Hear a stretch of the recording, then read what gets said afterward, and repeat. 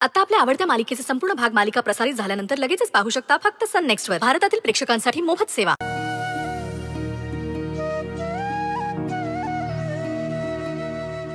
स्वानंदी,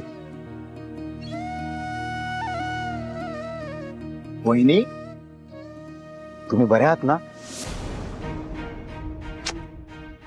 आमच्या स्वानंदी वहिनी आहेतच तशा, मनाने एकदम हळव्या। जरा काही खुट्ट झालं की लगेच त्यांच्या डोळ्यात पाणी येतं। वहिनी, आता जरी आपण बाप्पाला निरोप देत असलो तरी पुढल्या वर्षी बाप्पा पुन्हा आपल्या घरी येणार आहे। पण तुम्ही तुमचा मुवमेंट पूर्ण करून घ्या। मणी, तुमचं सगळं झालं की सांगा आम्हाला, मगच आपण बाप्पाचं विसर्जन करूया। ठीक, या सुचित्रा।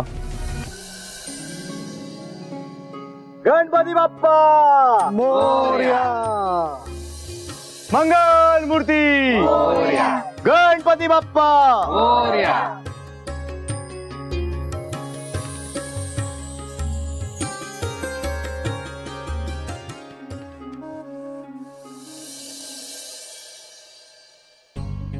बेबी, विसर्जनाच्या वेळी काय मज्जा आली ना? मला तर खूपच मजा आली। पण किती पाहुणे यार, केवढी ती गर्दी। आणि मला काय वाटतं माहितीये का, हे जे सगळे पाहुणे आहेत ना, ते बका बका खायलाच येतात आपल्याकडे। आणि यार त्यांच्याशी किती बोलायला लागतं, खोटं खोटं हसा, गप्पा मारा, विचारपूस करा, तुम्ही कसे आहात, घरचे सगळे कसे आहेत। बापरे, हे जास्त बोरिंग वाटतं हा मला।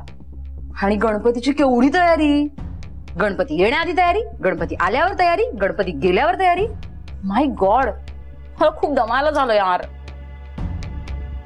पण नशीब यार, त्या स्वानंदीला डिस्चार्ज मिळाला, नाहीतर माझी वाट लागली असती।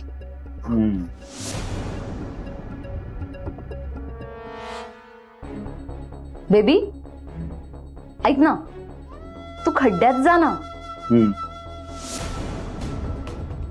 सुजित, काय फालतूपणा चाललाय?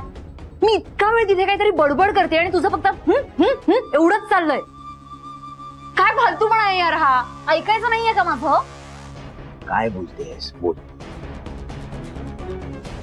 मी हे म्हणत होते की गुरुजी काय म्हणाले आठवतंय तुला? बापरे,